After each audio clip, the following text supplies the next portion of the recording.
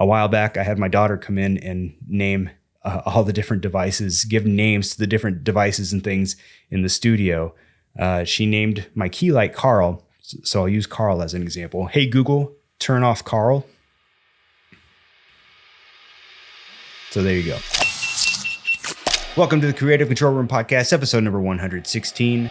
I'm your operator, Ryan Hafey. This is my Creative Control Room, and this is a podcast for podcasters. In this week's show, I'm going to be giving you basically a full walkthrough of my podcast studio here, my Creative Control Room.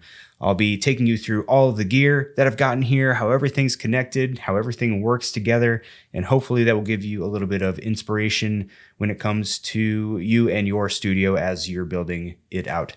So stick around for that. Before we get to that, just a quick plug. So I do everything that I can to share as much podcasting knowledge through this podcast.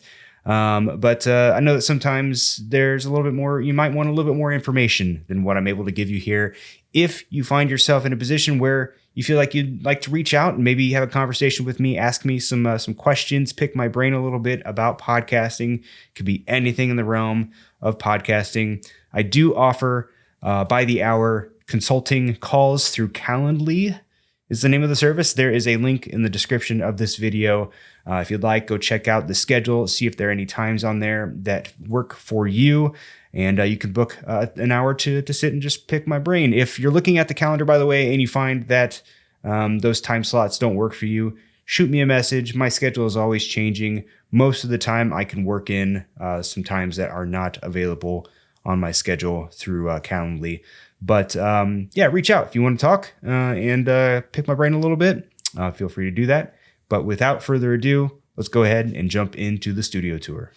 All right, before we get into the studio tour, just a couple quick disclaimers. First of all, this is really just for informational purposes. I'm not here trying to tell you that this is how things should be done. This is simply how I have my studio built out.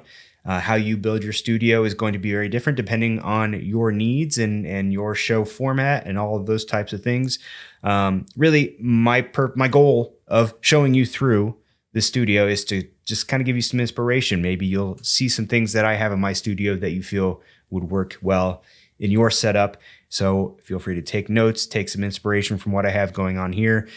I've seen podcast studios that are a lot less elaborate than this one here, and also some that are way more elaborate. So there's many different ways to do it. Don't feel like you need to set your studio up exactly like I have mine. The other thing is as well, this is going to be a highly visual episode. So if you are listening to the audio only version of this episode of this podcast, I do recommend checking out the YouTube version of it. There will be a link in the description, and come over and watch as I kind of point out the different things in the studio. I will be doing my best to describe them, though, if you are only able to watch or to listen through the audio version. So with all that said, let's go ahead and jump into some things. So what I want to do is talk you through all the different gear that's in the studio here. And then we're going to talk about kind of how everything is connected and goes together. And then we'll get into some of the different capabilities of the studio based on everything that we have in here. So let's start with cameras. And to do that, I've got my trusty Sony a7 IV that will act as my little handheld so I can give you a little bit closer look at some of the things that we're working with here. So cameras, first of all, this studio has 3 cameras. The first being the one that I'm looking at. Let's bring the mic with me here. So this is the Sony a6500, which is my primary camera. Focus is a little off there, but you get the idea. On that camera, I have a 16 to 35 millimeter f2.8 G Master. Bit of overkill, to be honest, but that's the lens that I have on that camera. We will dive into some of the accessories that you see on top of that as we go along. My second camera, this is my overhead shot here. This is the Sony ZV-1. That's what this camera angle looks like here. Talked a lot about this. I'm not going to say too much more about it, but it is a great all-around camera. Great for podcasting, vlogging, things like that. The third camera that I have here is kind of a behind the scenes. This is the RX100 Mark V. That's what this camera angle looks like. This camera is a few years old. I wouldn't recommend getting this one especially for podcasting purposes. It was a little bit pricey when I got it. You don't need it. bit of overkill, but I've had it for a while and I figured I would incorporate it into my studio since I'm really not using it for much else. Okay, cameras. So the way that I mount my cameras, you may use tripods, things like that. I actually use friction arms here. So to give you an example, this is a friction arm that I just have connected to the side of my table there. And this is from Manfrotto. These aren't cheap. I want to say they're about like $150, but they're very strong. They're very capable of holding up a decent amount of payload, as you can see there. But I've got a friction arm there that prevents the need of having to have a big tripod sitting in the middle of the room. I can just connect there when it's out of use. I actually swing the friction arm to the side, so it's even more out of the way. And then for my other two camera angles, I actually use these little friction arms and just attach them to shelving that I have in my studio. And those work really well for smaller payloads like these little handheld cameras that I have here. I also have a teleprompter. Talked about this thing before. This is from a company called iCan, and I am actually looking at my notes as I'm talking into the camera, which is a big help. So I don't have to be looking off camera like this all the time as I'm talking to you guys. I can just look right into the camera through the teleprompter. This is actually right here, basically just a little HDMI monitor. So I can plug it in to my computer and it acts as a third monitor. So all I have to do is drag my notes onto that monitor when I'm ready to go, and we're up and running. On top of my A6500 here in the back is a Atomos Ninja 5. It is an external recorder, also just an external monitor. So whenever I record a show, I am recording a high quality 4K version of it through that external recorder as well. We will talk more about that as we talk about how everything's connected. Lighting wise, I've got a number of different lighting options around me here. So let's start over here. So this is actually, that is very bright, but that is a Falcon Eyes light panel. And this used to be my key light. I like this light, but the thing is, it's just not, it doesn't diffuse very well. The light is a little bit harsher, but it provides a nice little bit of separation off to the side over there. A little bit of rim lighting. My key light here is this guy. That is a Neewer softbox 24-inch, I believe. And I've got a honeycomb, what do you call it? A honeycomb pattern in there to kind of prevent. Actually, the reason that I got, this is what I'm talking about, this honeycomb thing there. The reason that I got that is because I was getting some of this key light reflecting off of the teleprompter. It was making it hard to read my notes. And what this does is kind of maintains the diffusion of the softbox, but sort of focuses the light more in one direction. And I just put that honeycomb on there and totally got rid of all the glare in my teleprompter. A nice, easy solution. But the video light that I'm working with is the Godox SL60W. It is very inexpensive light. It's not, there's newer versions out there from Godox who makes it, but I've been using this light for a long time. It's very reliable, little on the noisy side. I can, if I'm quiet enough, I can hear it. But you know, I take it out in post as I'm editing my audio. But if I had the choice, I'd probably get something a little bit quieter if I bought a new light today. But I mean, if you're on a budget, it's like less than $150. Well worth it. Well worth the price. Also on the subject of lighting, over here, we've got some accent lights like these guys here. These are from Govee, Govee. I will warn you though, if you do plan to get them, the LEDs are not perfect. Those are supposed to be teal in color. Apologies about the focus there, but some of the LEDs are turning colors, but for the most part, I guess they do okay. And they just provide a nice little bit of accent lighting in the background. Finally, up here, I have a Lifix light bulb inside of that, whatever you would call that.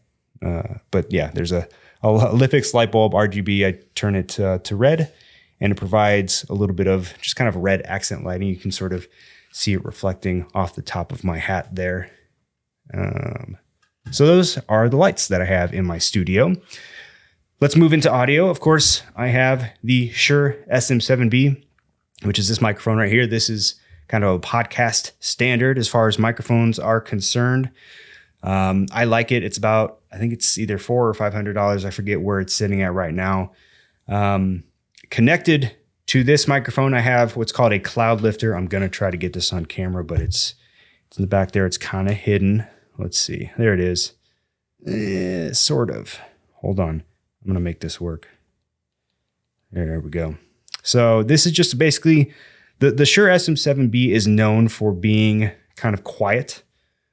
It doesn't produce a lot of gain. So the cloud lifter gives it a little bit of boost. So it goes through the cloud lifter before it goes into my audio panel here, which is the Rodecaster Pro. This is the first version of it. I'm hearing that V2 of the Rodecaster is a lot better, or at least kind of addresses a lot of the different bugs that are present in this one.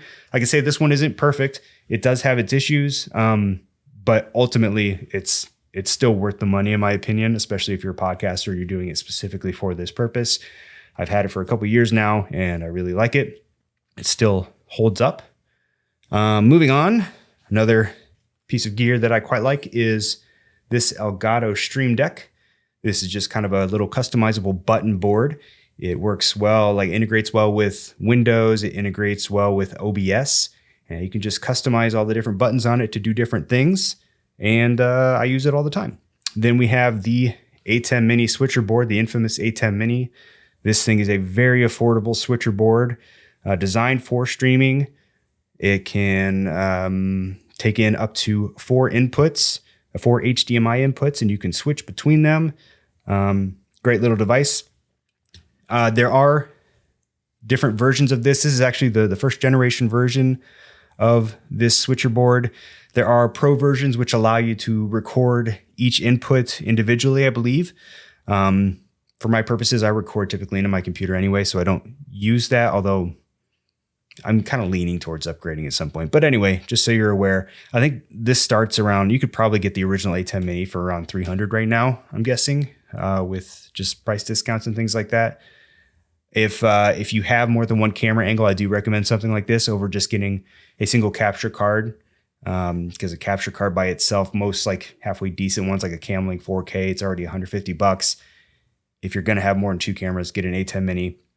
But yeah, there you go. So we have the ATEM. What else? Then we have the last piece of the studio is my PC. Obviously, I have some issues with cable management. We're just going to ignore that.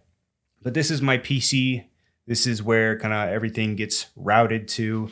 As far as specs go on this thing, now I'm no computer genius. I couldn't tell you what the minimum specs would be that you would need to run a studio like this one, but this is what I have in my PC. I have a Ryzen 7 3700X CPU.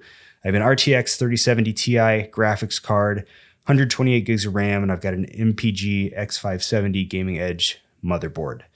And I know I've run this, I've had lesser graphics cards, and I've also run it off of 64 gigs of RAM, and it works just fine on those as well. So yeah, you don't need something this souped up. In fact, this laptop here, which isn't quite as souped up as my PC, has also been able to run everything in this studio. So you don't need a super fast computer. You do need a relatively fast computer, but not super fast in order to kind of run a studio in the same way that I do. Okay, so now that's all the gear that I can think of, at least. So let's talk through how everything is connected, how everything kind of works together, because I think that's where most people get a little bit confused. And I want to go right here. So there you go. Thanks for watching my TED Talk.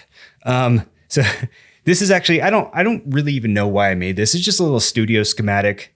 This is actually for a 4-camera setup. Obviously, this is only a 3-camera setup, but you get the idea. Just you can just take out one of the cameras and mics and headphones. But this is sort of how everything is connected. You don't have to remember that. I'm going to talk through everything, but I had that laying around. Thought it was worth showing today.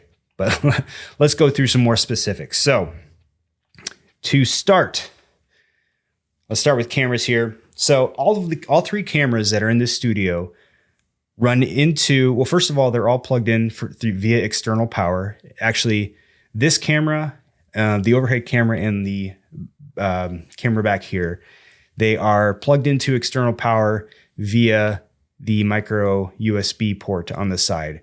What that does is it allows the camera to stay on, because I don't record internally in these cameras, but it allows the cameras to stay on as I export the clean HDMI feed from each of them, which goes into the A10 Mini, which then gets sent into the A10 Mini is connected to my PC, and then that is how the feed gets into OBS.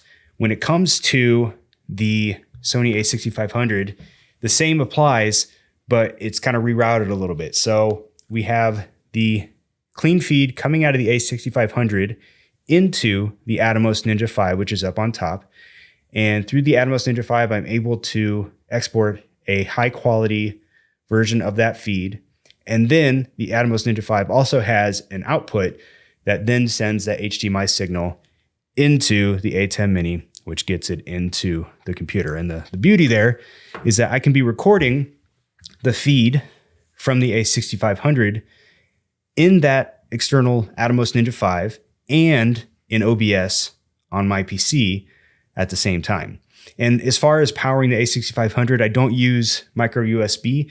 I actually use a dummy battery for that one. So you can, if you search on Amazon, you can find dummy batteries for really any camera out there. But what it does is it's just a battery that replaces the camera's normal battery. It's got a power cord that comes out from it that just plugs into an outlet.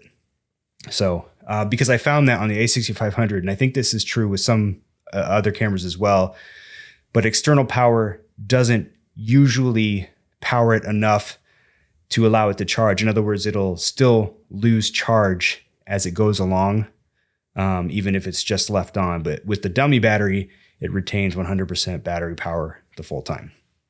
Okay, so that's how cameras are connected. Next up, as far as audio is concerned, so yes, we have the Shure, it's right here. I don't know why I'm using this other camera. We have the Shure SM7B. As I mentioned, it's connected via XLR to the Cloud Lifter device, which gives it a little bit of a boost in gain.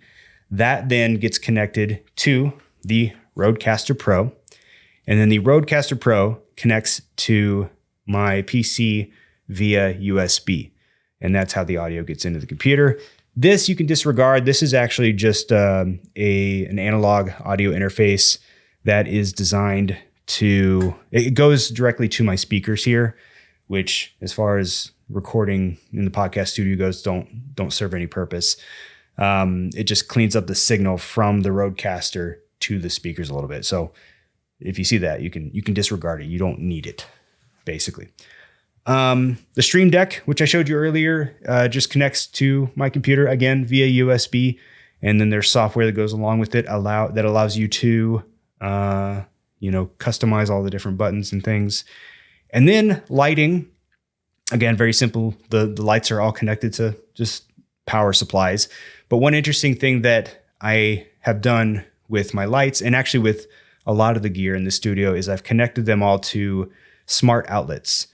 It's called GoSund, GoSund. They make a number of different smart appliances, but they have outlets that you can connect them with like a Google Home, which I have in here, and you can use voice commands to turn them off and on. So a while back, I had my daughter come in and name all the different devices, give names to the different devices and things in the studio.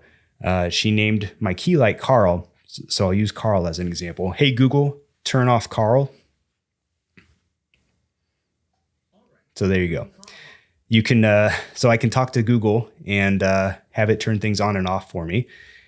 Just more of a convenience thing. It just helps to, so I don't have to walk around, turn this on, turn that on, turn this on. In fact, with one voice command, if I really wanted to, I can turn on like 6 or 7 things within the studio with just a couple words. So let me get Carl back on. Hey, Google, turn Carl on.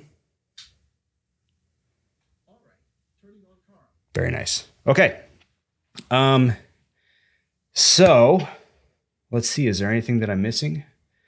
I don't think so. I mean, it's really not as complicated as it looks.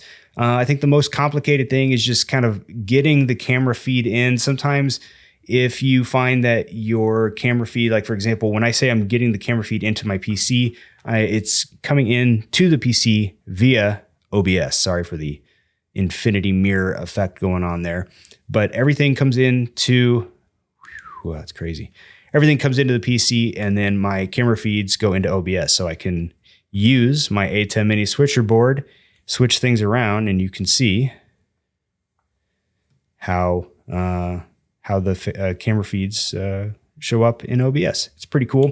The main issue that people run into with that is that sometimes the feed won't come through, and oftentimes it's really just a matter of making sure that the settings you have in OBS match the output settings of your camera. So for example, if you are outputting a 1080p signal from your camera, you want to make sure that you have your video settings within OBS set at 1080p and then whatever the frame rate happens to be.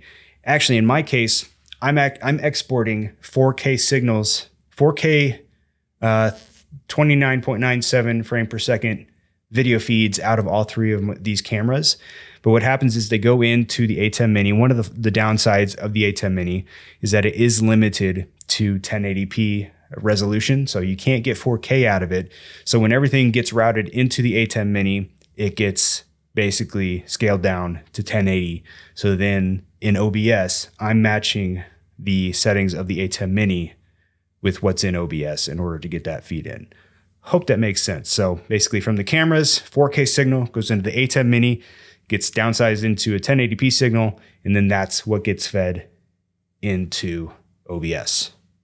Okay, we're good? All right, so then beyond that, everything just comes down to kind of fine tuning and tweaking. We could go a lot deeper when it comes to how to get the best quality audio, how to really optimize your video within OBS. I think that's an episode for another time because there's so much you can dive into there. But that's how the studio is set up. That's how the sausage is packed, as they say. So let's talk through some of the different capabilities I have as a result of the way that I've set up this studio. Well, it gives me the ability to do things like live production. So, as I did earlier, I can change to a different scene, and I can even change the picture-in-picture frame there. You can, switch scenes like that. It's all sorts of stuff you can do with it. You can live stream. So because I'm getting an inbound feed, I can then use OBS to push a live stream, say to YouTube or really to Facebook, to Twitch, Twitter, wherever you want to go. I can record live Zoom calls using either OBS, or you can actually, you can record things. You can record calls via Zoom, straight through Zoom if you want to and edit later, or using something like OBS and using like a display or window capture. I can record Zooms live. I could even do a live stream, have someone call in from Zoom, and then have that live call be on the live stream if I really wanted to. Just got to set some things up within OBS. I can record video footage, as I've mentioned, in my computer at a resolution of 1080p. I can record my monitor if I want to. You can switch to monitor view there. I can record externally, as I mentioned, within the Atomos Ninja 5 at 4K. If I wanted to do the same with these other two cameras, I would probably need to get another external recorder for each of them. These cameras, the smaller ones, are not going to be able to record 4K footage for an extended period of time. So you would definitely want to record them into an external recorder if you possibly could. And then also, especially with this teleprompter, what it allows me to do, like if I'm doing an interview, or let's say I'm not even producing for the day, I'm just calling into a meeting on Zoom, I can look directly at the person that I'm talking to, because I can just put my Zoom call on the monitor for the teleprompter, and it's as if I'm making eye contact with the people I'm talking to on the other end of the line at Zoom. So long story short, I can do a lot with this studio. And by the way, it didn't happen overnight. This studio was built piece by piece over time. It took me a long time to get to this point that I'm at now. But this stuff's fun for me. I love being able to kind of tweak and optimize my space. That's why I call it the creative control room. This is where I come in and just sort of, be as creative with the space that I have, because I don't have a ton of space. This is a small room that I'm in. Yeah, I like it. This is my happy place. Anyway, that is the tour of the creative control room. Hope you enjoyed it. All right, well, thank you so much for following along with me as I showed you through my creative control room. If you're still with me, and if you got any value out of this episode, please consider liking and subscribing wherever you happen to be watching or listening. Follow me on social media at Ryan Havey on Instagram, Twitter, and TikTok. Check out the description for relevant links and gear recommendations, and we will see you in the next one. Bye-bye.